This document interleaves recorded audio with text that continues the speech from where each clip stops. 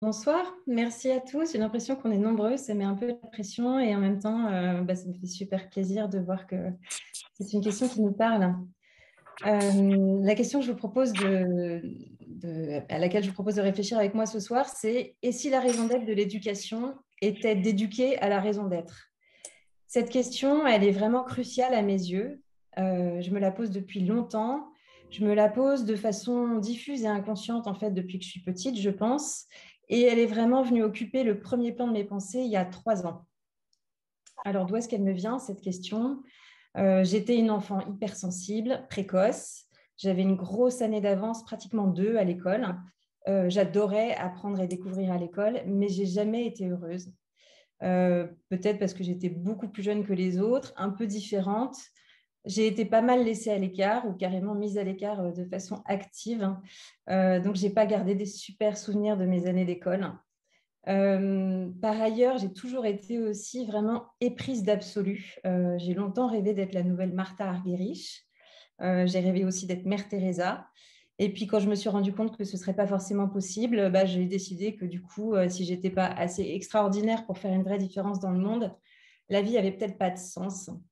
J'avais entre 14 ans et 16 ans et j'ai traversé un peu un trou noir à cette époque-là. Et puis, à la même époque, je me suis dit qu'une bonne façon de m'intégrer au lycée, cette fois, c'était de me faire virer des cours pour insolence. C'était de passer mon année de première S en décidant de ne pas ouvrir un livre de maths ou de sciences.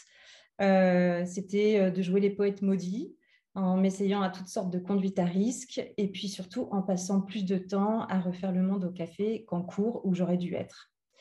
Ça a pas mal marché sur ma cote de popularité. Ça a moins bien marché sur mes notes de bac. Bon, il se trouve que je me suis bien rattrapée au post-bac, j'ai eu de la chance. Et puis, c'était à une époque où Parcoursup n'existait pas et où un jeune avait encore un peu le droit à l'erreur. Ce que je me dis aujourd'hui, c'est que si on m'avait aidé à me sentir à ma place à l'école, si on m'avait aidé à réfléchir au sens de ma vie, si on m'avait aidé à réfléchir aussi à ma capacité à contribuer positivement au monde, mais à la mesure de mes possibilités, sans forcément être Mère Teresa, je ne pense pas que j'aurais traversé ces moments difficiles. En même temps, peut-être que j'aurais jamais eu l'occasion de développer ma sensibilité pour ces sujets-là. Et c'est cette sensibilité certainement qui a allumé l'étincelle de ma raison d'être. Si je devais essayer de la formuler en une phrase, ma raison d'être, ce serait aider les enfants justement à se sentir à leur place à l'école, à y trouver du sens pour être en capacité d'y donner le meilleur d'eux-mêmes, d'y déployer leurs talents et de contribuer positivement au monde. Alors, comment cette raison d'être personnelle, elle m'a conduite à vous parler aujourd'hui? Un peu au fil de l'eau. C'est le fil rouge en fait de ma vie professionnelle ces 20 dernières années. Il se trouve que à travers des expériences très diverses, j'ai eu la chance d'être à la fois conceptrice, coordinatrice et animatrice de programmes pédagogiques très différents auprès d'enfants et d'adolescents. D'abord dans le domaine de la musique classique, qui est ma première formation, et ensuite dans l'enseignement de façon plus générale. J'ai beaucoup travaillé avec des publics, notamment d'éducation prioritaire. Et tout ce que j'ai vécu en fait ces 20 dernières années a confirmé cette conviction intime que j'ai vraiment, qui est qu'il n'y a pas de pente qu'on ne puisse pas remonter, il n'y a pas de handicap de départ dans la vie qu'on ne puisse pas défier. Et je suis vraiment persuadée qu'il peut suffire de peu de choses en fait pour allumer une étincelle chez n'importe quel enfant et pour lui permettre de prendre son envol. Une autre intuition que j'avais, c'était que pour allumer cette étincelle, le sens, c'est vraiment un réservoir de motivation extrêmement puissant. Alors, on le sait, dans le monde des adultes, aujourd'hui, c'est largement admis qu'on ne peut pas être engagé, motivé dans son travail si on n'y trouve pas de sens. Et moi, je me suis demandé, et les enfants, est-ce que ce n'est pas pareil pour eux? Et dans ce cas-là, comment ça se fait que les RH, les coachs déploient une énergie folle pour réengager les collaborateurs autour du sens? Et dans ce cas-là, qui s'emploie à donner ou redonner du sens à l'école pour les enfants? C'est vraiment ce questionnement qui m'a conduit à commencer à travailler sur le projet qui allait devenir le sens de l'école il y a 3 ans. Et l'association a vu le jour il y a 2 ans. Du coup, je vais faire une petite digression en fait, par rapport à notre sujet du jour, mais j'aimerais bien commencer par vous présenter en fait, ce qu'on fait au sens de l'école, ce en quoi on croit. Parce que du coup, c'est forcément à partir de cette expérience de terrain que je peux vous parler et que je peux vous apporter un éclairage sur la question de la raison d'être dans l'éducation. La mission du sens de l'école, c'est de favoriser l'accrochage et l'épanouissement scolaire en aidant les élèves à changer de regard sur l'école et sur leurs apprentissages. L'idée, c'est de les mettre sur la voie d'une scolarité plus épanouie, mais aussi, on l'espère, à terme, d'une vie plus pleine de sens. Notre objectif, c'est d'agir sur les croyances que portent les enfants sur l'école, sur leur place d'élève et sur les apprentissages. Et en faisant ça, de lever ce qui fait vraiment obstacle au développement de leur plein potentiel à l'école. En fait, on cherche à agir sur 3 croyances que la recherche américaine a appelées les learning mindset, les mentalités d'apprentissage, et dont la recherche a montré en fait qu'elles sont déterminantes dans le déclenchement des logiques d'échec scolaire. On est vraiment là à la racine des cycles de désengagement scolaire. Ce qui m'a semblé le plus extraordinaire en fait dans ces fameuses croyances ou mentalités d'apprentissage, c'est que la recherche a également démontré que ces croyances sont extrêmement malléables. C'est-à-dire qu'on peut en fait réajuster les croyances erronées et autant en fait elles mettent les jeunes dans un cercle vicieux de désengagement et d'échec, donc, comme tout cercle vicieux ne peut aller que de mal en pis, autant quand du coup on les réajuste, on arrive à remettre les enfants sur un cercle vertueux cette fois de motivation et de réussite qui du coup s'alimente et qui perdure dans le temps. Et il y a eu des applications à grande échelle de ces recherches aux États-Unis qui montrent que du coup, on arrive à créer des déclics avec relativement peu de temps et à avoir un impact qui est à la fois signifiant et durable sur la trajectoire scolaire des enfants. Alors, pour être plus précise, ces croyances, elles sont au nombre de 3. La première, c'est le sentiment d'appartenance à l'école. C'est-à-dire, est-ce que l'enfant se sent à sa place? Alors, il est protéiforme. Le sentiment d'appartenance à l'école, c'est par rapport à l'institution scolaire, par rapport à l'école physique dans laquelle l'enfant est, par rapport au groupe classe. Est-ce que l'enfant se sent à sa place, mais aussi valorisé, en fait? Lorsque le sentiment d'appartenance à l'école est mal ajusté, il peut conduire l'enfant à se désengager. Parce que, en fait, dès qu'il a une mauvaise note ou une remarque d'un enseignant qui lui fait de la peine, ou une brimade de ses camarades, l'enfant qui a un sentiment d'appartenance à l'école trop faible aura tendance à conclure que de toute façon, c'est normal qu'un truc comme ça lui arrive parce que l'école, ce n'est pas fait pour lui. Et du coup, on imagine très bien le rapport à l'apprentissage et à l'école que cet enfant-là va entretenir en fait, et qui va empirer au fil du temps. La deuxième croyance importante, c'est la théorie naïve que l'enfant se fait de son intelligence lorsqu'elle est fixe. Et c'est la bonne vieille théorie du QI que notre génération charrie avec elle.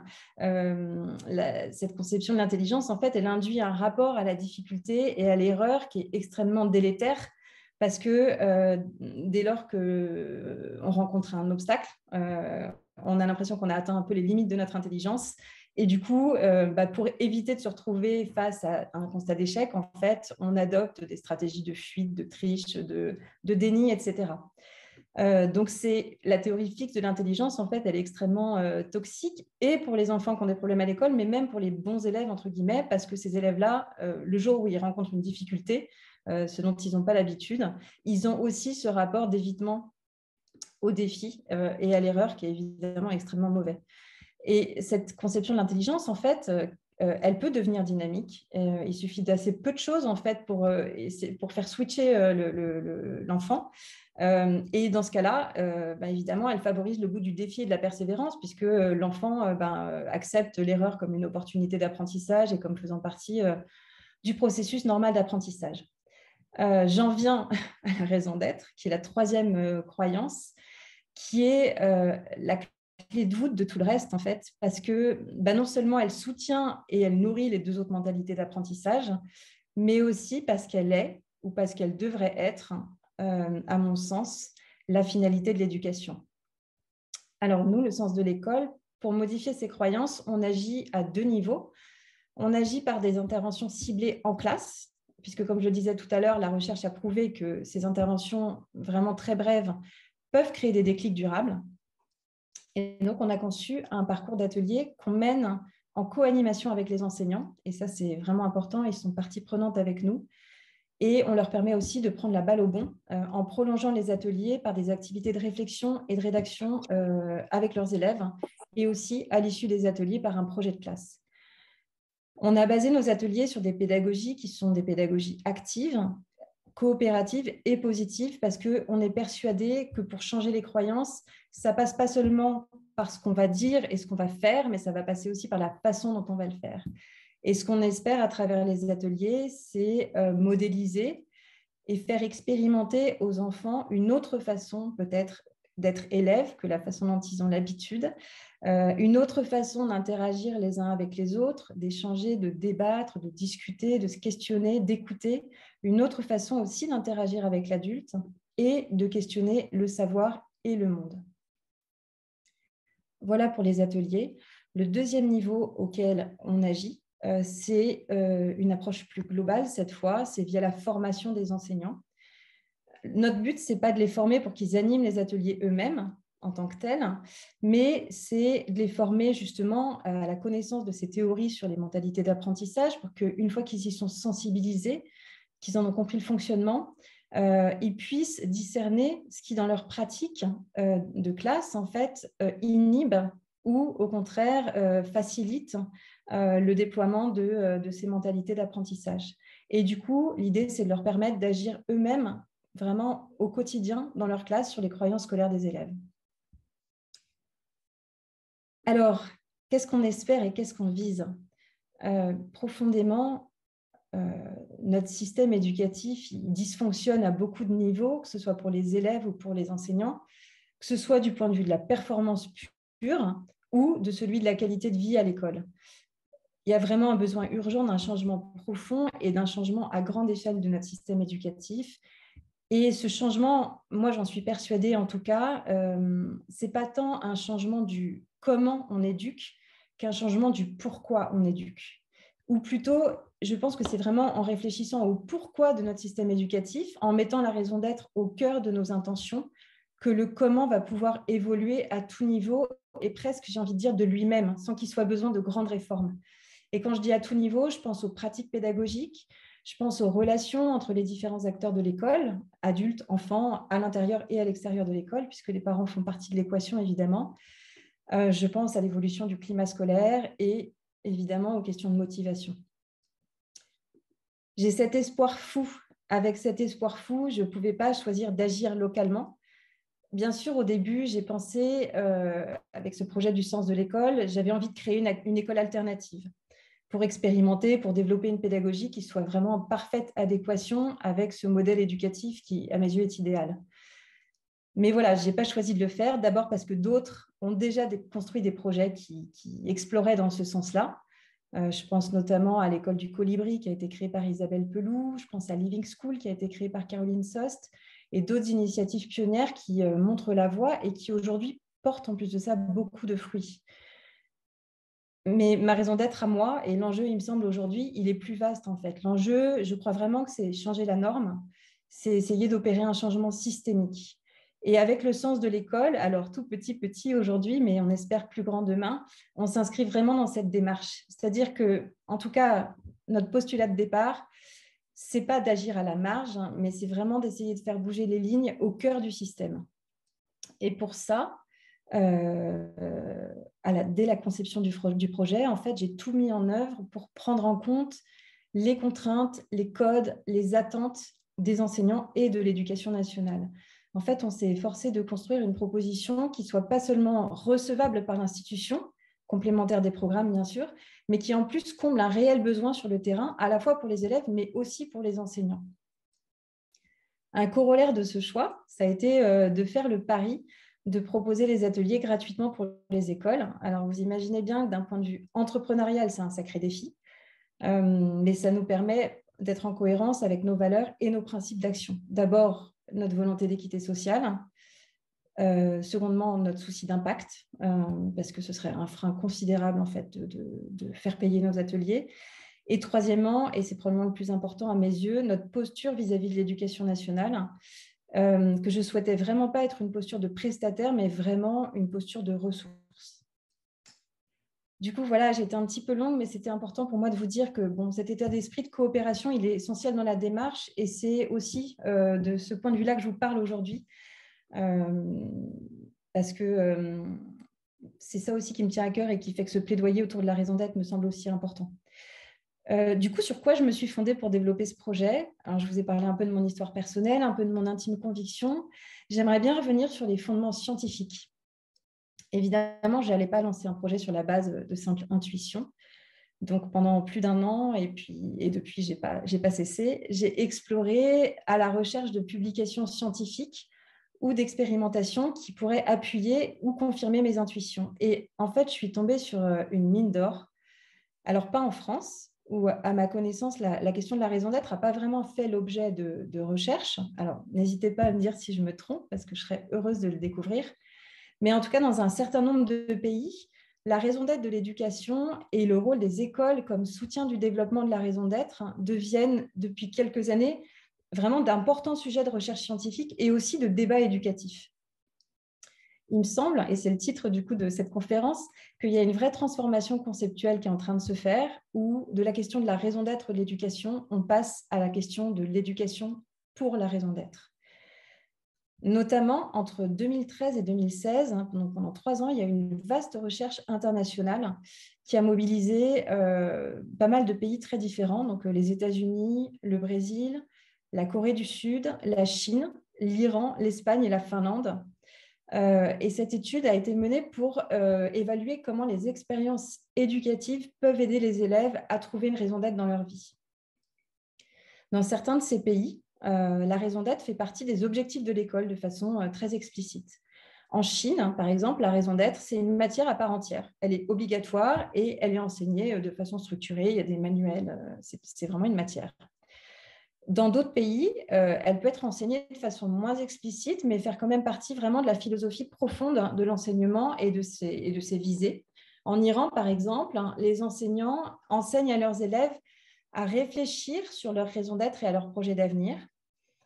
Et puis, en Finlande, d'une façon un peu différente, mais l'accent est plutôt mis sur la réflexion autour de l'éthique de l'action, en fait, de l'importance et des conséquences de nos actes et de nos décisions. Ça m'a frappée de découvrir que la Finlande avait ça dans son cursus, parce que je ne sais pas si vous le savez, j'imagine que oui, on cite très souvent la Finlande comme le bon élève des études internationales PISA et comme vraiment l'exemple éducatif à suivre. En général, on mentionne le fait qu'il y a un très haut niveau de recrutement, de formation, de rétribution et de reconnaissance des enseignants. On cite souvent aussi le fait que les élèves ont très peu de devoirs ou d'évaluations. On cite aussi qu'une place importante est faite aux pédagogies actives et aux jeux en Finlande. Mais du coup, je trouve qu'une autre chose qui est vraiment très spécifique au système finlandais et qu'il vise explicitement, c'est, là je vous cite des textes officiels, c'est de faire grandir les élèves en humanité pour qu'ils deviennent des membres responsables de la société. Donc en Finlande, l'éducation possède une très forte dimension éthique. Et voilà, je me demande si par hasard, ce serait aussi l'un des secrets de sa réussite. Je vous ai mentionné donc, cette grosse étude internationale qui m'a beaucoup interpellée. Il y a aussi une autre source d'inspiration très importante pour moi, qui a été la découverte du Center on Adolescence de Stanford, qui est un centre de recherche qui étudie depuis 20 ans le développement de la raison d'être à l'adolescence et tout au long de la vie. Et c'est principalement sur leurs travaux que je me suis fondée pour décider des grandes orientations du sens de l'école. Et aujourd'hui, c'est quelques-unes de leurs conclusions que j'aimerais vous transmettre en essayant d'avoir un peu un regard croisé entre du coup la littérature scientifique et notre propre expérience de terrain au sens de l'école. Voilà pour une introduction un peu longue. Je vous propose qu'on rentre dans le vif du sujet. Et voilà le plan, enfin les quelques questions que je vous propose d'aborder aujourd'hui. Tout d'abord, quand la raison d'être n'est pas là, qu'est-ce qui va de travers? Ensuite, qu'est-ce que la raison d'être et qu'est-ce qu'elle n'est pas, sachant qu'il y a des définitions très variées de la raison d'être. Enfin, qu'est-ce que la raison d'être peut changer pour nos enfants et en quoi, je l'espère, elle peut transformer nos écoles. Alors d'abord, quand la raison d'être n'est pas là, qu'est-ce qui va de travers? C'est important pour moi de commencer tout de suite en disant que la raison d'être n'est pas une nouvelle toquade New Age pour paumer en quête de sens et que ce n'est pas non plus un simple supplément d'âme qu'on peut saupoudrer sur les programmes scolaires. C'est vraiment, et ça toutes les études le montrent, un facteur clé indispensable pour le développement et la formation de l'identité chez nos enfants et nos adolescents, et vraiment à tout point de vue, à la fois du point de vue de la réussite scolaire, du succès professionnel, de l'énergie, de la santé psychologique et de la santé physique tout au long de la vie. Le constat, c'est quand même que la raison d'être fait cruellement défaut à nos jeunes.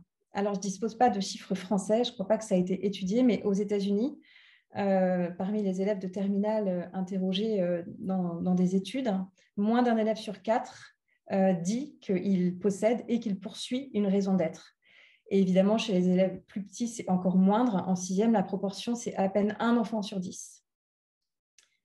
D'après les chercheurs de Stanford, c'est probablement là une des causes principales du sentiment de vacuité qui prévaut chez nos jeunes aujourd'hui. C'est probablement ce qui fait que l'anxiété, le désengagement, l'apathie, la poursuite de plaisirs éphémères et jamais satisfaits, et parfois le cynisme, remplacent l'enthousiasme et l'espoir de la jeunesse.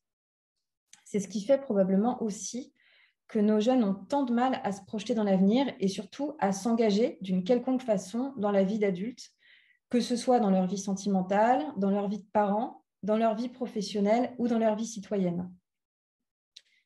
Alors, je ne sais pas si vous l'avez vu, mais il y a à peine plus d'un mois, il y a eu en France un tout récent rapport de la Défenseure des droits et une enquête qui a suivi, du coup, qui a été menée par des associations suite à ce rapport auprès de 1000 adolescents de 11 à 15 ans. Et cette enquête, elle dresse un constat vraiment très alarmant de la détresse psychologique de nos jeunes, en France pour le coup. Alors, c'est sûr qu'il y a le contexte sanitaire qui certainement y est pour beaucoup, l'éco-anxiété ambiante aussi, mais ça n'explique pas tout. Et je voulais vous citer quelques chiffres que je trouve effrayants. 43% des adolescents présentent une anxiété clinique légère à sévère. Un adolescent sur 10 déclare qu'il a songé au suicide dans les 15 jours qui précèdent l'enquête. 2 adolescents sur 3 ont des troubles du sommeil et 35% sont angoissés à l'idée d'aller en classe. Ça fait un peu froid dans le dos. Alors, vu de l'extérieur, si on pense à tous les pays où les jeunes vivent dans des conditions terribles, on peut se demander ce qui manque à nos jeunes, à nous. Et pourtant, clairement, quand on lit ça, quand on voit ces chiffres, il manque clairement quelque chose. On appelle parfois ce morceau manquant du puzzle la motivation. Et c'est clair que la motivation fait défaut, mais ce qui leur fait surtout défaut, c'est une source de motivation. Et c'est là que la raison d'être entre en jeu, en fait. Et cette absence, d'après les chercheurs, peut miner complètement les fondations d'une vie heureuse et épanouie, tout simplement. D'autant qu'aujourd'hui, en fait, on fait peser sur nos enfants une énorme injonction à la réussite scolaire et aussi à la responsabilité. On leur demande en permanence de se dépasser pour réussir à l'école. On leur demande aussi de plus en plus d'œuvrer en fait, pour réparer les problèmes qu'ils ont hérités de nous et des générations précédentes. Mais on ne leur offre pas souvent la possibilité de réfléchir à la question qui est la plus essentielle de toutes, qui est pourquoi ? Qu'est-ce que moi j'espère accomplir par mes efforts ? C'est quoi les buts élevés qui donnent un sens à ces efforts ? Qu'est-ce qui compte vraiment pour moi ? Pourquoi est-ce que ça compte autant ? Et quel est mon but dans la vie ? Et la question essentielle, peut-être la plus essentielle, c'est comment puis-je gagner ma vie en contribuant à la société et en ayant un impact positif sur le monde ? Ça, c'est vraiment des questions auxquelles on devrait permettre à tout jeune de réfléchir pour qu'il puisse avancer et qu'il puisse faire des choix dans la vie. Mais du coup, alors que la raison d'être pourrait vraiment être une force motrice, aujourd'hui, qui s'attache à la faire naître dans la vie de nos jeunes ? En fait, c'est un sujet de discussion et un enjeu éducatif alors, qui devient un peu à la mode parce qu'on parle de plus en plus de raison d'être, mais dans les faits, il est quand même très largement absent de nos familles, il est absent de nos écoles et il est très largement absent aussi de tous les lieux vers lesquels les jeunes se tournent pour chercher des conseils de vie et des solutions, que ce soit les médias, les réseaux sociaux, les associations sportives, culturelles. En fait, notre société leur propose une vision de la réussite et du bonheur qui est tellement étriqué et matérialiste qu'il n'est pas très, très étonnant qu'ils se sentent aussi anxieux et aussi vides. On le voit déjà aujourd'hui, on voit les dégâts qui ont été causés sur la génération qui a 30 ans aujourd'hui, sur celle des jeunes diplômés aussi, et c'est vraiment une question très globale qui traverse toute notre société. Très récemment, il y a eu de plus en plus d'acteurs qui sont nés et qui se sont mobilisés pour apporter des solutions et pour remettre les jeunes sur la voie d'études ou de carrière qui satisfont davantage leurs besoins essentiels de sens et de contribution positive. Vous les connaissez sans doute, je pense au campus de la transition, je pense à Ticket for Change, je pense à Make Sense, je pense à toutes les chaires d'entrepreneuriat social qui sont en train de se développer dans les grandes écoles à l'émergence du mouvement de l'entrepreneuriat social tout court et au questionnement même de la raison d'être des entreprises, à la naissance des sociétés à mission. C'est vraiment un changement sociétal qui est en train de s'opérer sous nos yeux. Et l'approche du sens de l'école, évidemment, elle va dans ce sens-là. Là où nous, on souhaite apporter notre pierre, c'est de dire attention, c'est peut-être pas la peine d'attendre que les jeunes aient 25 ans aient terminé leurs études pour se retrouver en rade, en fait, en quête de sens. Mais on souhaite agir aussi en prévention pour ne pas laisser ce gâchis se reproduire à l'échelle d'une nouvelle génération. Voilà. Alors, moi, je ne suis pas une grande adepte des discours catastrophistes, donc j'ai arrêté là l'inventaire des problèmes. Et puis, je vous propose qu'on se concentre un petit peu sur les solutions et ce que la raison d'être est et ce qu'elle peut apporter. Alors, qu'est-ce que la raison d'être et qu'est-ce qu'elle n'est pas? D'abord, j'aurais précisé que moi, je me fonde vraiment, donc, surtout sur les études de Stanford dont je vous parlais. La raison d'être, c'est la traduction un peu maladroite de l'anglais « purpose ». Ça devient encore plus maladroit quand on essaie de traduire des termes comme « purpose for learning » ou « purpose for teaching », où là, je crois qu'il n'y a pas d'équivalent. En tout cas, si vous en trouvez, je suis partante parce que c'est très difficile à traduire. Quand je parle de raison d'être, je parle vraiment, donc je vous donnerai la définition exacte qu'ils en donnent, mais c'est cette définition-là que je retiens. J'ai entendu pas mal de définitions et voilà, je vous préciserai ça un petit peu plus tard. Mais en tout cas, c'est vraiment la réponse finale à la question « pourquoi ?» Pourquoi est-ce que j'agis ainsi? Pourquoi ça compte pour moi? Et pourquoi c'est si important? En fait, la raison d'être, c'est une force dynamique, c'est une motivation profonde qui sous-tend les buts et les motivations immédiats et intermédiaires qu'on peut avoir dans notre comportement quotidien. C'est intéressant de voir comment elle s'articule avec d'autres forces de caractère qui sont aussi considérées comme très importantes dans le développement optimal de nos jeunes, qui se développent aussi pendant la préadolescence et qui sont un peu mieux connues, dont les bénéfices sont mieux étudiés. Je pense notamment à la gratitude, à la compassion et à ce qui a été traduit par le terme assez vilain de niaque, mais qui est la traduction de l'anglais grit, qui a été mis en lumière par une chercheuse qui s'appelle Angela Duckworth. Il y a eu des études croisées en fait sur ces forces de caractère-là par rapport à la raison d'être. La gratitude, elle a beaucoup de traits communs avec la raison d'être. D'abord parce qu'elle s'exprime dans le comportement, parce qu'elle permet d'avoir des relations saines et un impact positif autour de soi, comme la raison d'être. Mais il manque, si je peux dire, à la gratitude, il manque l'orientation vers le futur et vers un objectif qui caractérise la raison d'être. La compassion, c'est un peu la même chose. Comme la raison d'être, il y a cette orientation altruiste qui motive la bonne action, mais il manque aussi la dimension dynamique. Parce que la raison d'être, elle élève l'orientation altruiste vraiment à la hauteur d'un but dans la vie qui non seulement conduit la personne à travers sa vie, mais aussi qui la pousse à passer à l'action. Alors, la niaque, donc le fameux grit, est assez proche en fait de la raison d'être. La niaque, c'est donc ce que Angela Duckworth a défini comme un mélange à la fois de persévérance et de passion pour des objectifs à long terme. La niaque, c'est ce qui fait qu'on ne va rien lâcher, en fait, qu'on va aller jusqu'au bout. Et les personnes qui ont la niaque sont poussées par un but du coup éloigné à persévérer à travers vraiment toutes les épreuves, tous les défis, les échecs et les déceptions. Ils peuvent être à la poursuite d'une compétence particulière, j'en sais rien, devenir super fort en natation ou avoir un excellent niveau de violon, par exemple.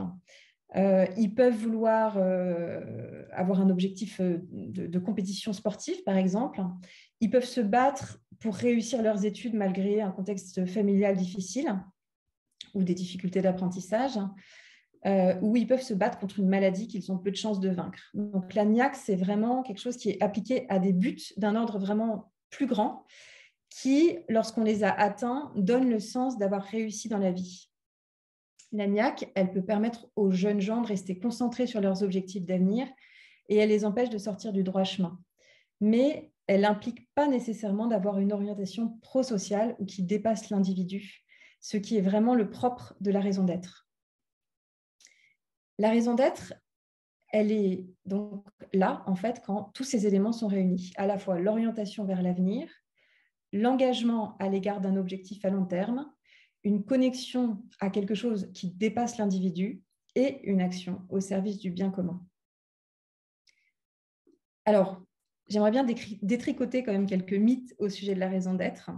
D'abord, mythe numéro 1, la raison d'être n'est pas réservée à quelques individus exceptionnels.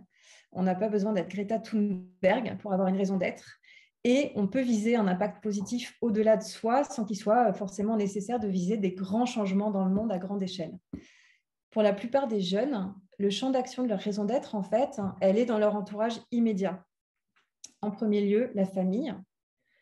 Pour plus de la moitié des lycéens qui ont été interrogés par les chercheurs, aider ma famille, ça faisait partie des 3 objectifs de vie principaux. En deuxième lieu, la communauté. Ça peut être la communauté ethnique, la communauté religieuse, le quartier ou l'école elle-même qui est une des communautés de l'enfant. Un enfant ou un jeune peut aussi trouver sa raison d'être dans la société et dans l'environnement parce qu'ils identifient des problèmes qui les touchent de plus ou moins près, qu'ils voient autour d'eux, comme les sans-abri, la pollution ou le harcèlement. Un enfant ou un jeune peut aussi trouver sa raison d'être dans la religion, bien sûr. Et il peut aussi trouver sa raison d'être dans le désir de créer, d'innover, d'inventer des choses qui ont un impact positif. Ces enfants-là, c'est les artistes, c'est les scientifiques, c'est les journalistes, c'est les inventeurs, c'est les entrepreneurs de demain, c'est tous ces gens qui ont un regard un peu différent et qui vont contribuer en fait à changer le monde. Un autre mythe que je voudrais détricoter, c'est qu'il n'y a pas de hiérarchie des raisons d'être. J'ai parlé tout à l'heure d'objectifs pro-social. Ce n'est pas non plus un nouveau dogme moral, la raison d'être. Et quand j'ai parlé de la différence entre la niaque et la raison d'être, c'était certainement pas pour hiérarchiser des buts qui soient plus ou moins louables. Ce n'est absolument pas du tout le but. Il n'y a pas de but plus ou moins louable et il n'y a pas d'activité ou de métier plus ou moins impactant. Par exemple, si on prend une très grande variété de métiers, par exemple un psychologue, un animateur en centre de loisirs, un humoriste, un pâtissier, ils auront peut-être en commun de vouloir contribuer au bonheur des autres. En fait, à travers ces métiers très différents, il peut y avoir la même raison d'être. Peut-être d'ailleurs que tous les psychologues, tous les animateurs en centre de loisirs et tous les humoristes n'auront pas la même raison d'être. Des personnes qui exercent la même profession peuvent avoir des raisons d'être très variées. Par exemple, si on prend l'enseignement, pour prendre un exemple qui nous parle, il peut y avoir des enseignants qui sont passionnés par leur discipline en tant que telle, et leur raison d'être, c'est de susciter des vocations professionnelles dans leur domaine, en éveillant la curiosité et la passion des jeunes pour leur discipline. Il peut y avoir des enseignants qui, eux, choisissent d'enseigner en REP parce que ce qui leur tient à cœur, plus que la matière qu'ils enseignent, c'est vraiment d'aider les jeunes les plus fragiles à démarrer dans la vie.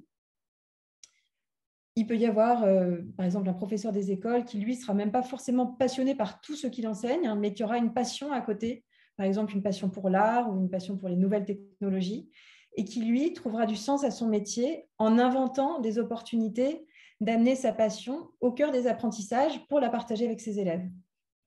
Donc, vous voyez qu'on peut faire un même métier en ayant des raisons d'être totalement différentes. Il peut arriver aussi qu'on choisisse sa voie professionnelle sans avoir trouvé sa raison d'être. Et que ce soit au fil de l'eau, en cherchant du sens au métier qu'on exerce, qu'on trouve sa raison d'être. Et on peut vraiment la trouver dans n'importe quel métier. Un autre mythe sur la raison d'être, et là on arrive un peu au nerf de la guerre pour le sens de l'école, c'est qu'il n'y a pas d'âge pour que la raison d'être commence à germer. Alors peut-être que les jeunes enfants ne sont pas prêts pour la raison d'être en tant que telle. Par contre, ils sont capables de commencer à faire naître des étincelles de raison d'être. Ils sont capables d'explorer ce qui compte pour eux déjà. Ils sont capables de réfléchir à ce qui a le plus d'importance à leurs yeux. Ils sont capables aussi, avec le soutien des adultes, de se fixer des grands objectifs qui sont vraiment ancrés dans des valeurs. Et ils sont capables de faire les petits pas nécessaires pour réaliser ces objectifs. Si nous, les adultes, on leur propose des opportunités de réflexion sur ce qui est important à leurs yeux, si on leur donne l'occasion de s'entraîner à faire des petits pas vers un grand objectif, alors là, on est en train de créer un terreau fertile, d'où la raison d'être en temps voulu pourra germer. Et c'est vraiment pour ça qu'au sens de l'école, il nous semble si important d'intervenir auprès des enfants d'âge primaire. Alors, évidemment, il faut prendre des précautions et il ne s'agit pas de croire ou de faire croire aux enfants qu'ils vont pouvoir trouver leur raison d'être pour toute la vie. Nous, on leur précise bien que la raison d'être, elle peut évoluer au cours de la vie. Et que ce qui importe, en fait, c'est de savoir qu'elle leur est accessible et qu'elle mérite d'être cherchée.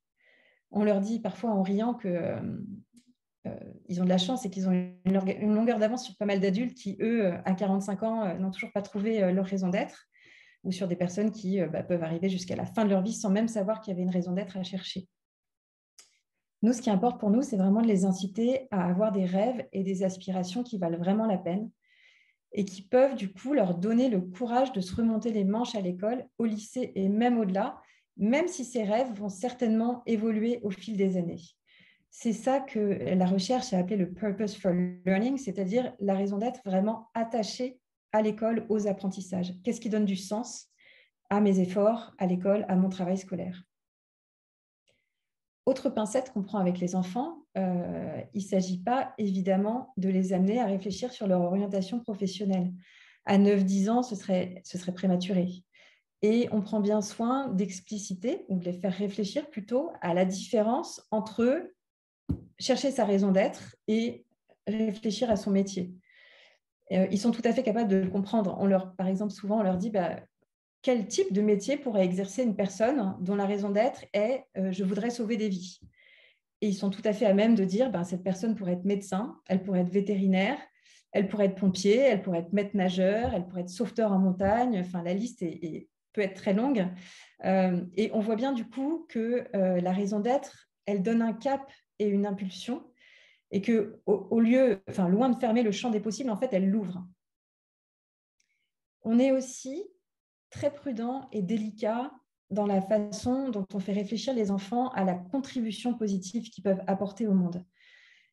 Personnellement, je trouve qu'il y a dans l'air du temps une forme d'injonction à assumer des responsabilités d'adultes pour réparer les erreurs des générations précédentes et sauver la planète. Rien que ça. Il me semble que c'est à double tranchant. Je pense que si c'est fait un peu avec des gros sabots, ça peut plutôt nourrir et aggraver l'éco-anxiété des enfants, et je crois qu'ils n'en ont pas besoin. Du coup, voilà, sans faire peser cette pression sur leurs épaules, on peut quand même être à l'écoute de leurs préoccupations, de leurs questions, de leurs valeurs, des choses qui les troublent ou qui les choquent, et aussi identifier avec eux les petits pas qu'ils peuvent faire pour agir selon ces valeurs, que ce soit à l'école ou en dehors. Autre mythe sur la raison d'être n'est pas un luxe. Au sens de l'école, on a fait le choix d'intervenir en éducation prioritaire. Et parfois, on nous dit, vous ne croyez pas que ces enfants vivent des choses trop dures à la maison pour s'offrir le luxe de penser aux autres? Mais la bonne nouvelle, c'est que la raison d'être, non seulement ce n'est pas un luxe de privilégié, mais c'est vraiment tout le contraire. La recherche, elle a prouvé que le plus souvent, c'est vraiment dans les difficultés de tous les jours que l'étincelle de la raison d'être peut jaillir. Et quand c'est le cas, elle procure une force de rebond qui permet d'affronter les événements négatifs de la vie, et même plus que ça, qui permet à l'enfant ou au jeune de les transformer en quelque chose qui a du sens pour lui et en plus qui va être bénéfique pour le monde. Ça, c'est la théorie. Nous, dans la pratique, on le voit tous les jours. Quand les élèves de CM1, CM2, 6e en REP ou en REP+, nous partagent leur raison d'être, on voit bien que ce n'est pas quelque chose d'abstrait et théorique. On voit bien que ça fait vraiment écho à leurs problèmes et leurs espoirs du quotidien. Je voudrais vous donner quelques exemples de ce que des enfants peuvent répondre à la question qu'on leur pose. Que voudrais-tu apporter de beau dans le monde? Je voudrais sauver des vies parce que ma mère est malade. Mon oncle a été blessé à la guerre. Je voudrais apporter la paix et que plus personne ne meure à cause de la guerre. Beaucoup d'enfants à l'école se moquent de Ismaël qui est handicapé. Je voudrais qu'on respecte les personnes handicapées. Parfois, ce qu'ils nous disent, c'est moins explicite. On voit bien qu'il y a une histoire derrière, mais notre rôle, c'est évidemment pas de creuser. Je cite d'autres enfants, je voudrais que ce soit moins dangereux d'aller travailler. Je voudrais permettre aux gens de voyager pour retourner dans leur pays et retrouver leur famille. Je voudrais arrêter le harcèlement et le suicide. Je voudrais aider les gens à avoir un rêve. Avec ces enfants-là, les thèmes qui reviennent le plus souvent, atelier après atelier, c'est l'entraide face à la pauvreté, qui évidemment les touche de près. C'est l'aspiration à l'égalité, et notamment l'égalité raciale, qui les touche de près aussi. C'est le refus de la violence sous toutes ses formes, que ce soit la violence à la maison, le harcèlement à l'école. c'est le désir de protéger la nature ou tout simplement, au plus près d'eux, c'est l'envie d'agir sur leur cadre de vie urbain et pas forcément très agréable pour qu'il soit plus paisible et plus vert et qu'on y soit plus heureux. Donc, vous voyez que la raison d'être, c'est loin d'être un luxe et qu'elle devrait au contraire être considérée comme un des besoins fondamentaux de la vie, en particulier pour ceux qui ont la vie dure. Voilà un petit peu pour cet essai de définition. Maintenant, qu'est-ce que la raison d'être peut changer? Ben, tout, en fait. Parce que la recherche nous montre qu'un adolescent doté d'une raison d'être, c'est à la fois un membre actif de la société, bien sûr, mais c'est aussi un individu qui sera mieux dans ses baskets et meilleur à l'école. Alors, pour ce qui est de la société, ce n'est pas vraiment mon objet ce soir, donc je passerai vite. Imaginez simplement, si toute la jeune génération d'aujourd'hui était éduquée à la raison d'être, à quoi pourrait ressembler dans 20 ans un monde auquel chacun souhaiterait apporter sa petite pierre? Je vous laisse rêver quelques secondes à cette utopie. En ce qui concerne les jeunes eux-mêmes, la recherche a démontré en fait que la raison d'être, elle est bénéfique sur tous les plans. Je l'ai un petit peu évoqué rapidement tout à l'heure, je vais revenir un peu plus en détail. Sur un plan psychologique, ils sont plus satisfaits de leur vie et ils ressentent aussi davantage d'émotions positives. La joie, le bonheur, l'optimisme, l'énergie, l'estime de soi et le sentiment d'efficacité. Sur le plan de la santé, ils sécrètent moins de cortisol, qui est l'hormone du stress, ils sont plus actifs et ils sont en meilleure santé tout au long de leur vie. Et sur le plan scolaire, c'est là que ça devient génial. Il y a tout un ensemble de bénéfices, en fait. Ils sont plus motivés et engagés à l'école. Ça se comprend aisément, puisqu'ils connectent davantage ce qu'ils apprennent à l'école avec leurs propres objectifs. Et donc, ils y trouvent à la fois plus d'intérêt et plus de plaisir. Deuxième bénéfice, ils ont un sentiment d'appartenance à l'école plus développé, à la fois vis-à-vis de leurs camarades et de leurs enseignants. Et comme je le disais tout à l'heure, le sentiment d'appartenance, c'est vraiment la clé pour prévenir le désengagement scolaire. Troisième bénéfice, ils assument davantage la responsabilité de leurs résultats à l'école, qu'ils soient bons ou mauvais. Et ça, c'est un signe de growth mindset, le fameux état d'esprit de développement dont je parlais tout à l'heure quand je parlais des théories naïves de l'intelligence. Quatrième bénéfice, ils sont davantage capables de s'auto-réguler et de persévérer dans leur travail scolaire en résistant mieux à la distraction et au découragement. Et à l'inverse, moi, ce qui m'a beaucoup amusé, c'est que la recherche a montré que les jeunes qui déclaraient des objectifs d'apprentissage plus auto-centrés manifestaient pas particulièrement de motivation et de persévérance à la tâche. Ces objectifs, c'est ceux qu'on leur donne habituellement. Il faut que tu travailles pour avoir de bonnes notes, il faut que tu travailles pour réussir tes études, pour avoir un bon métier, pour bien gagner ta vie, etc. Et du coup, je trouve que ça peut nous interroger, nous adultes, tous autant que nous sommes, sur l'efficacité de toutes les bonnes raisons qu'on donne aux enfants en espérant les motiver pour bien travailler à l'école. Avec la raison d'être, à l'inverse, en fait, on est gagnant sur tous les plans. Parce que non seulement les enfants sont plus épanouis, mais ils réussissent mieux à l'école. Je ne sais pas vous, mais moi, quand j'ai découvert ça, je me suis dit que ça ouvrait des perspectives éducatives absolument incroyables.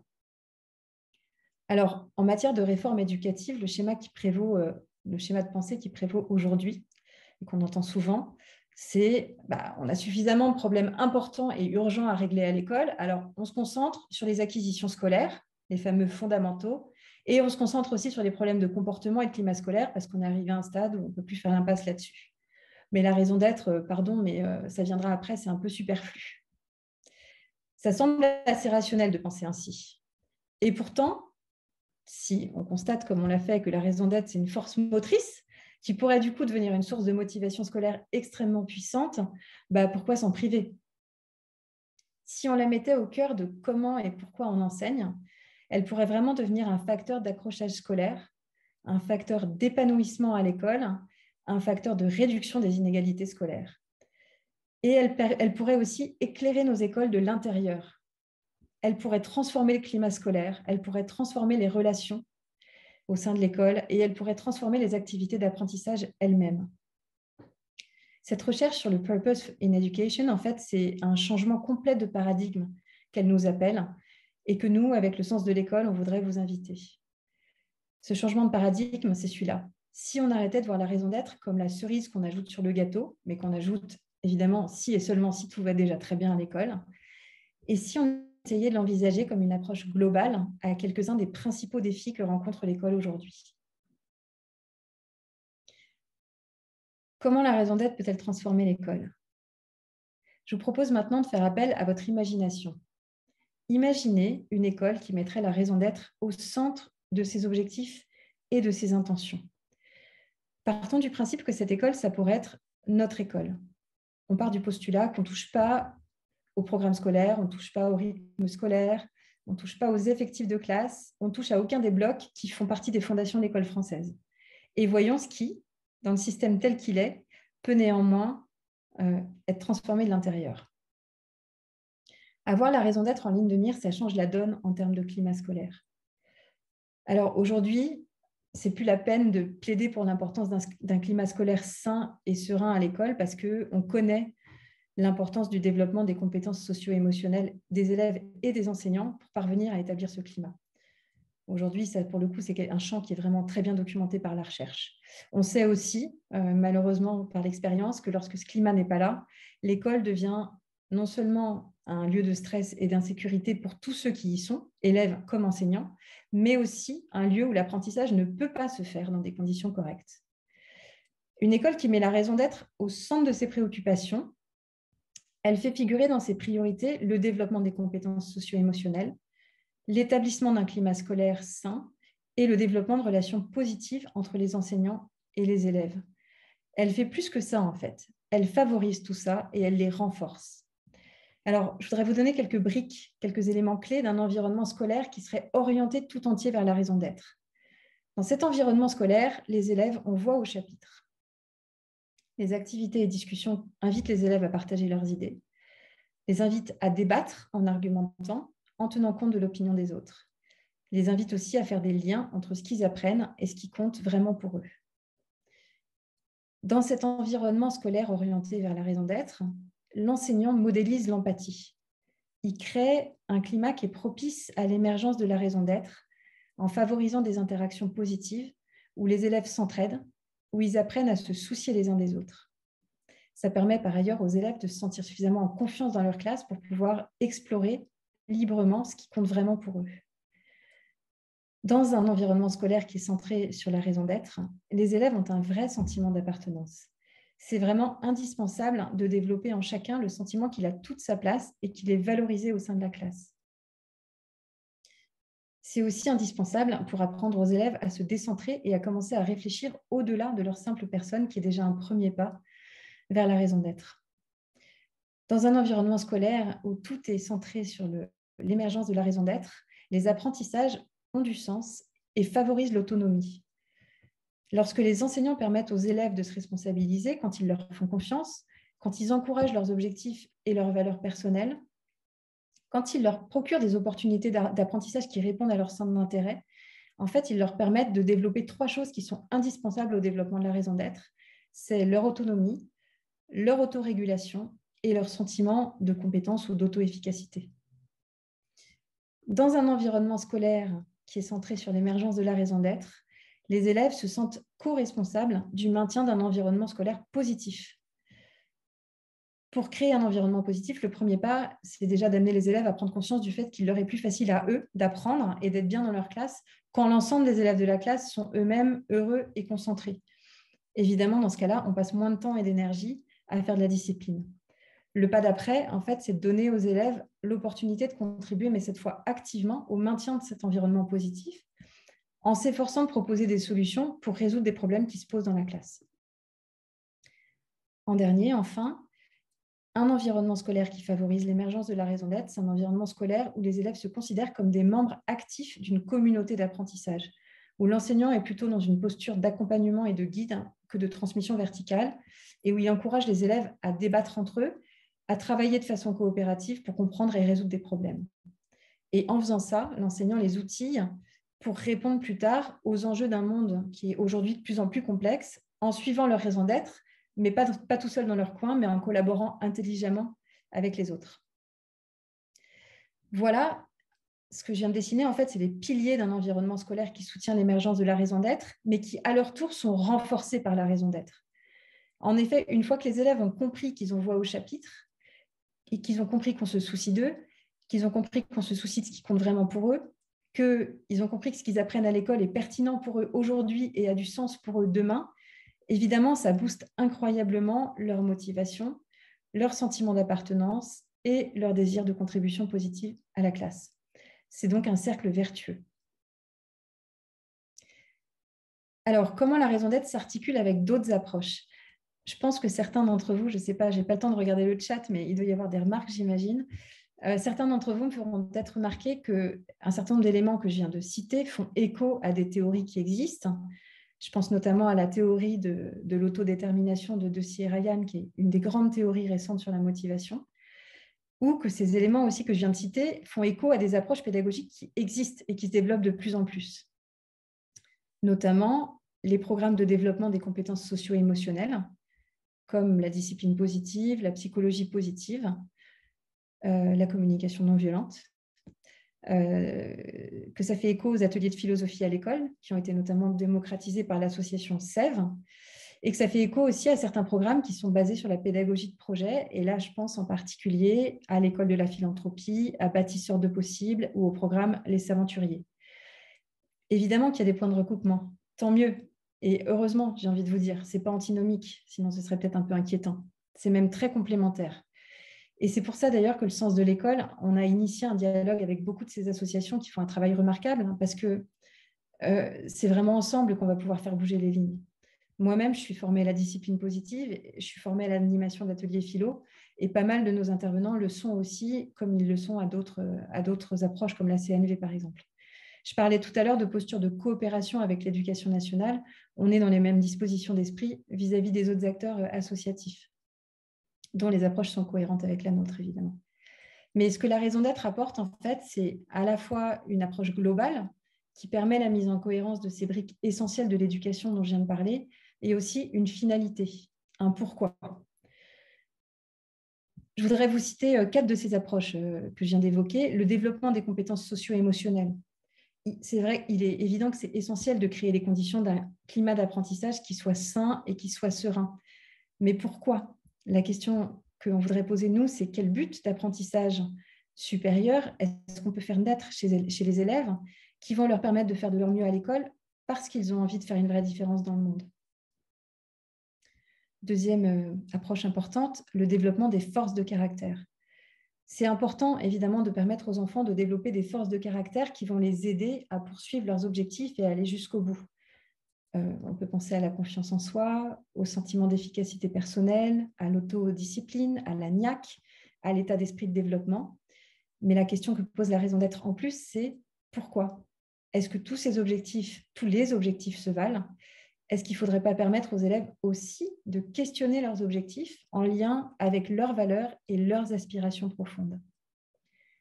Troisième approche, les ateliers philo ou plus largement le questionnement philosophique. C'est évident qu'il est essentiel de permettre aux enfants de se poser des grandes questions sur le monde, de développer leur esprit critique, leur capacité à écouter, à s'écouter les uns les autres, à respecter les opinions des autres. Mais ce que la raison d'être apporte, à nouveau, c'est le pourquoi. Est-ce qu'il ne faudrait pas aussi aider les enfants à passer du cognitif, du cerveau au cœur, pour que ces grandes questions puissent faire surgir des questionnements plus personnels peut-être, qui pourraient devenir pour eux des sources possibles de raison d'être? Quatrième brique, le développement des compétences de demain, que j'ai déjà un petit peu évoqué. C'est sûr qu'il faut équiper nos enfants de compétences de vie qui vont devenir indispensables pour affronter les enjeux importants et complexes du XXIe siècle. On peut citer l'empathie, la coopération, la créativité, la résolution de problèmes et évidemment la conscience environnementale et sociale. La pédagogie de projet, c'est une superbe opportunité pour ça. Ce que la raison d'être souligne, l'éducation à la raison d'être souligne, c'est l'importance au sein de ces projets de faire de la place pour une démarche réflexive, individuelle, pour qu'on ne soit pas uniquement dans le faire, mais qu'on puisse nourrir aussi en faisant le besoin de sens et l'intériorité de l'enfant. Ce que la recherche montre, en fait, c'est que quand on met la raison d'être au centre de nos préoccupations d'éducateurs, ça donne du sens et une cohérence à tous ces objectifs importants que je viens de citer. Et ça permet plus encore de les atteindre beaucoup plus facilement. En effet, développer ces compétences, ça suppose que les élèves comprennent le but et le sens de ce qu'ils apprennent pour leur propre avenir. Ça nécessite aussi que les élèves apprennent, et ce n'est pas évident, à se voir comme des personnes qui peuvent et qui doivent contribuer à rendre le monde meilleur. Et lorsque l'étincelle de la raison d'être est allumée, ça donne des ailes à tout le reste. Voilà pourquoi il me semble que l'éducation à la raison d'être, ce n'est pas une approche de plus. Elle est, et devrait être en tout cas, la clé de voûte de l'éducation, en apportant un cap, un horizon. Elle permet aussi de faire un pas de côté en posant la question du pourquoi. Quel genre d'enfant est-ce qu'on souhaite éduquer? Quelle place est-ce qu'on espère qu'ils vont prendre dans le monde de demain? Et quel monde, tout simplement, est-ce qu'on souhaite que ces enfants contribuent à façonner? C'est vraiment cette question du pourquoi qui met la raison d'être, je pense, au cœur de l'expérience scolaire et qui peut la transformer de l'intérieur. Alors, du coup, pour qui? Pour quel public l'éducation à la raison d'être pourrait être profitable? En ce qui nous concerne, nous, le sens de l'école, on a forcément dû faire des choix puisqu'on est encore tout petit. Et on s'est demandé où, à la fois, le besoin était le plus urgent et où l'impact potentiel de notre action pouvait être le plus fort. On a choisi de nous concentrer, pour l'instant, en tout cas, sur l'éducation prioritaire et sur un âge charnière qui est la transition primaire-collège, qui constitue un cycle à l'éducation nationale qui est le CM1, CM2, 6e. Alors, pourquoi l'éducation prioritaire? Je pense que je n'ai pas forcément besoin de développer. On sait qu'en France, il y a des inégalités scolaires extrêmement fortes. Il se trouve que les sociologues et les psychologues ont aussi montré qu'une part des raisons pour ces inégalités scolaires réside justement dans le poids des croyances. Le sentiment d'appartenance à l'école est très faible chez ces enfants-là. En général, la conception dynamique de l'intelligence n'est pas vraiment au rendez-vous. Et ce sont des enfants qui s'autorisent rarement à avoir des rêves et des grandes aspirations. Et donc, du coup, c'est forcément sur ces enfants-là, sur qui pèsent très lourdement ces croyances négatives, que l'effet de lever les barrières peut être d'autant plus important quand on travaille sur les mentalités d'apprentissage avec eux. Alors, les CM1, CM2, 6e, le choix qu'on a fait, c'est que c'est un âge qui est charnière en termes de motivation. Nous, ça nous semblait important, comme je le disais tout à l'heure, d'intervenir en amont du collège et du lycée, parce que les enfants ont déjà un peu la tête dans le guidon, avec beaucoup de travail, des questions de réflexion sur leur orientation qui deviennent d'un coup des questions beaucoup plus pragmatiques. Et surtout, qu'il nous semble important de poser les conditions d'un bon accrochage à l'école avant que les logiques d'échec scolaire soient nouées. Et on sait qu'elles sont nouées très tôt, puisqu'on sait qu'il y a 40% des CM2 qui n'ont pas les compétences de base en lecture et en écriture. Alors, ces choix-là, on les a fait en connaissance de cause parce qu'il faut bien qu'on commence quelque part. Ça ne veut pas dire qu'on considère que éduquer à la raison d'être ne serait pas bénéfique pour d'autres publics. Et ce qui nous frappe et qui nous émerveille depuis 2 ans, c'est à quel point, quand on parle du sens de l'école, ça suscite de l'engouement, mais aussi des sollicitations. Du coup, j'avais envie de vous partager un peu les différentes remarques et demandes qu'on a pu avoir au fil de l'eau avec de la part de différents acteurs éducatifs. Alors, tel directeur d'école qui nous dit « Bah oui, mais pourquoi vous n'intervenez pas dès la grande section de maternelle? Ce serait vraiment important, c'est là que tout se joue. » Alors oui, bien sûr, on sait à quel point les premières années de scolarité sont cruciales. Et donc, ce serait important de développer, dès le tout début, un rapport sain et réfléchi à l'école et aux apprentissages, de développer la capacité à se poser des bonnes questions sur l'école et sur la vie, ainsi qu'un certain nombre de compétences psychosociales ou socio-émotionnelles qui pourront constituer le terreau à partir duquel la raison d'être pourra germer. Donc, maternelle, oui. On nous dit aussi, pourquoi pas les élèves du secondaire? Bah oui, bien sûr. Ouais, la raison d'être a un rôle crucial à jouer à cet âge-là. D'abord, comme horizon désirable pour surmonter les échecs et les difficultés des années de collège-lycée où scolairement ça se corse, mais aussi comme boussole au moment des grands choix d'orientation. Pour l'orientation, partir de ses talents pour découvrir ce qu'on fait bien et avec plaisir, c'est essentiel. Partir de qui on est profondément, de ses valeurs et réfléchir aux points de jonction possibles entre ses talents d'un côté, mais aussi la contribution qu'on souhaite apporter au monde, c'est évidemment une réflexion qui est encore plus forte. On nous demande aussi, pourquoi pas les classes SECPA ou les lycées pro. On nous demande, est-ce que vous ne pensez pas que le sens et la raison d'être ne pourraient pas redonner du courage, un but et l'estime d'eux-mêmes à ces enfants, ces jeunes, qui souvent se retrouvent un peu orientés là par défaut et qui ont une image d'eux-mêmes et une image de l'école qui peut être très détériorée. Oui, et évidemment que ce serait utile. Pouvoir enlever l'étiquette de problème qu'on leur a collé au front pour leur apprendre à se considérer non plus comme un problème, mais comme une solution aux problèmes de la société, ça, c'est un changement de regard qui peut les remettre debout. On nous a aussi demandé pourquoi pas les programmes de réussite éducative, les programmes de remobilisation des décrocheurs, les centres éducatifs fermés et les maisons d'enfants à caractère social. Est-ce que le sens, le désir de contribution positive au monde ne pourrait pas être une planche de salut pour ces enfants et ces jeunes qui sont blessés par la vie, qui sont en marge du système scolaire et pour certains déjà en marge de la société? Oui, bien sûr que oui. Pourquoi pas les classes Ulysse, les instituts médico-éducatifs? Est-ce que réfléchir au sens de leur scolarité, à leur place dans le monde, ne serait pas pour eux à la fois un baume et un véritable appel d'air? C'est possible, en tout cas je l'espère. Le plus souvent, on nous demande pourquoi on ne va que en REP. Alors, on nous demande, oui, les autres enfants, est-ce qu'ils n'ont pas autant besoin de pouvoir compter sur un sentiment d'appartenance dans une école où le climat scolaire se détériore quand même assez largement et où le harcèlement prend une place grandissante? On nous demande si les enfants n'auraient pas eux aussi besoin de trouver du sens dans une école qui souvent devient trop normative, où les matières, en tout cas pour le secondaire, fonctionnent en silo et où si peu de place est accordée à la réflexion sur le but et l'utilité des apprentissages. Bien évidemment. Et j'irai même plus loin. À l'autre extrême du spectre social par rapport au REP, dans nos établissements scolaires qui sont dits d'élite, nos adolescents ont vraiment un besoin urgent de repartir de la raison d'être pour faire face à la pression et au niveau de stress qui peut être vraiment très élevé. Ils ont besoin de repartir de la raison d'être pour faire des choix d'orientation éclairés et qui seront à forte valeur ajoutée pour la société. C'est essentiel pour eux et pour notre société de les éduquer à ce qu'ils puissent devenir les leaders éthiques de demain. Autre question qu'on nous pose, pourquoi vous n'incluez pas les parents dans la boucle? Oui, c'est souhaitable, bien sûr.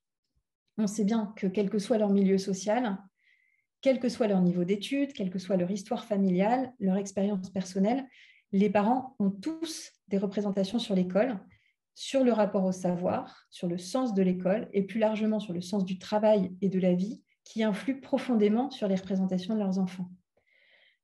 Nous, à travers nos ateliers, on commence à tisser un lien ténu déjà avec les familles. On pense en effet que les réflexions qu'on mène en classe ont forcément un impact à la maison.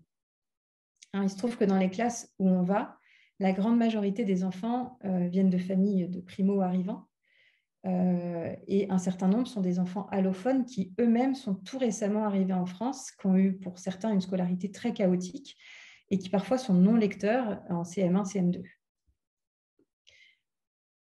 Pendant nos ateliers, parfois, il y a des partages spontanés qui émergent sur les difficultés ou sur l'impossibilité qu'ont eu leurs parents ou qu'eux-mêmes ont eu pour aller à l'école. Des discussions sur l'incapacité de leurs parents à les aider dans leur travail scolaire parce qu'ils ne savent pas lire ou qu'ils n'ont pas suffisamment étudié. Et aussi sur le poids très lourd qui pèse sur leurs épaules pour réussir à l'école et pour changer leur destin et le destin de leur famille.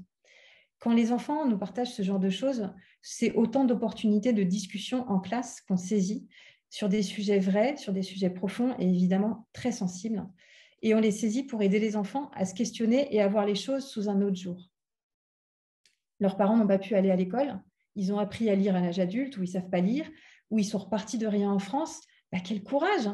Comment voient-ils leurs parents? Comment est-ce qu'ils se sentent par rapport à ça? Alors, beaucoup nous disent un peu tristes, beaucoup nous disent fiers aussi.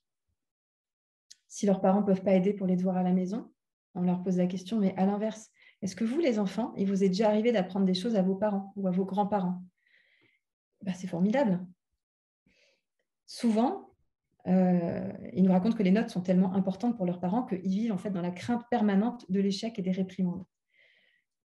Alors, ce n'est pas pour changer ce qui existe à la maison et qu'on ne peut pas changer, mais on les interroge. À votre avis, les enfants, pourquoi est-ce que c'est si important pour vos parents que vous réussissiez à l'école? Qu'est-ce qu'ils espèrent pour vous? Et vous, qu'est-ce que vous en pensez? À travers ces questionnements et ces relectures collectives, c'est bien le sens de l'école, c'est bien la finalité des apprentissages et ce sont bien des valeurs importantes pour eux qui sont en jeu. Dernière question qu'on nous pose très souvent, est-ce qu'il ne serait pas plus efficace, plutôt que d'agir auprès des élèves, d'outiller les enseignants eux-mêmes? Évidemment, il faut absolument le faire et c'est une de nos priorités. Mais comme je le disais au début, les deux approches, à la fois auprès des élèves et auprès des enseignants, nous semblent vraiment nécessaires. Tout à l'heure, je parlais de changement systémique. Personnellement, j'ai toujours eu du mal à croire qu'on puisse faire évoluer un système avec une approche descendante. Mais un système, ça n'est guère que la somme d'individus. Et par contre, je suis profondément convaincue qu'en accompagnant suffisamment d'individus vers le changement, on peut diffuser une onde qui est susceptible de faire évoluer le système tout entier. Or, notre système scolaire, pour parler de lui, il est composé des enseignants et cadres de l'éducation nationale et des enfants. Donc, en ce qui concerne les enfants, comme je le disais, les recherches nous montrent que des interventions brèves et ciblées qui agissent sur les mentalités d'apprentissage sont efficaces et ont un impact durable. Il se trouve que c'est une approche qui est peu chronophage, qui est peu coûteuse, et du coup, pourquoi s'en priver?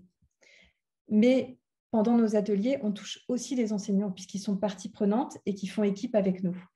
Et on espère bien sûr qu'ils en retirent quelques outils et quelques approches qu'ils pourront remobiliser dans leur pratique, mais on espère surtout que ça va induire un changement de regard, peut-être sur le sens de l'école, peut-être sur leurs élèves, qui de lui-même induira d'autres façons de penser et de faire.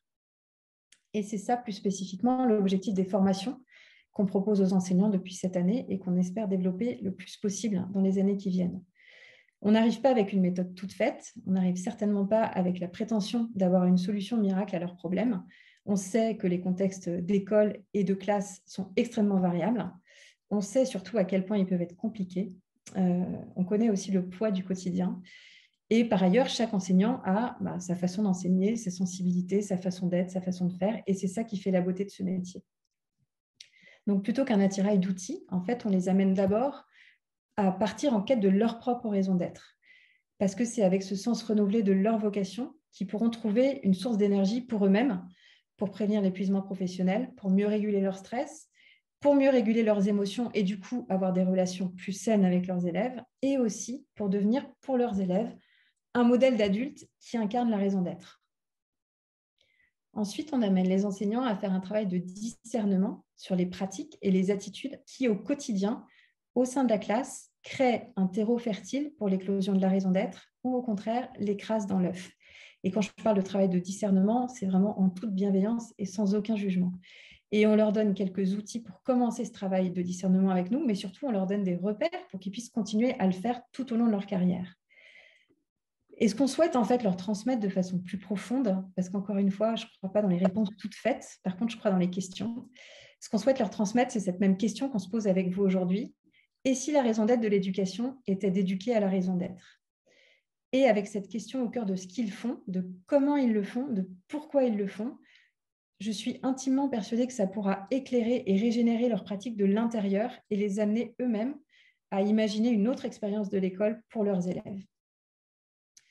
Donc, notre réponse à toutes ces questions qu'on nous pose, c'est oui, oui, oui, 3 fois oui. Nous, on a choisi de se concentrer sur une tranche d'âge et un public bien donné pour les raisons que j'ai évoquées. Mais éduquer à la raison d'être, c'est valable partout, c'est valable pour tous les âges, dans tous les milieux sociaux.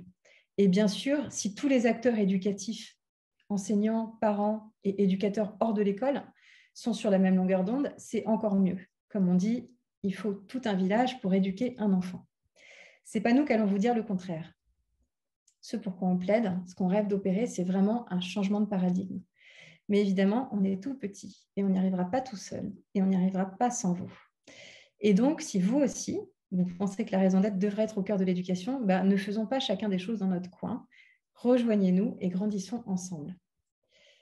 Comment nous rejoindre? Le sens de l'école, c'est un peu l'histoire de la petite fourmi qui voulait déplacer des montagnes. Moi, j'ai commencé toute seule il y a 3 ans.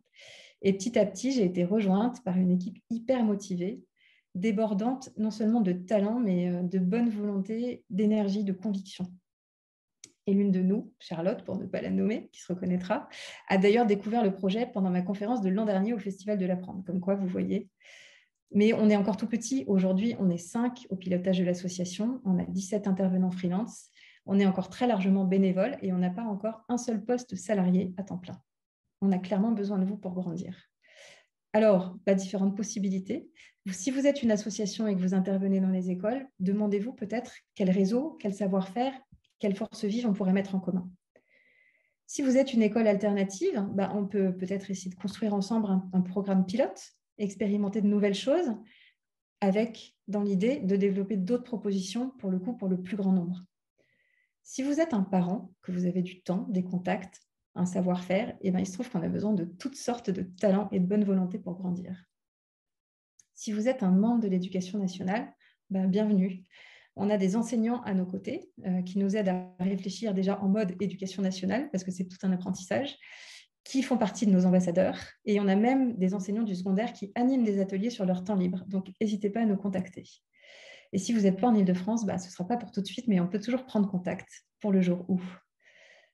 Bref, et ce sera le mot de la fin, on est bien d'accord avec le dicton « Seul, on va plus vite et ensemble, on va plus loin ». Ou alors, pour terminer, comme l'a si bien dit un enfant de CM1 à la fin d'un atelier, je réalise qu'on a tous envie de changer des choses importantes dans le monde. Si on avait su, on aurait pu commencer plus tôt ensemble. Merci.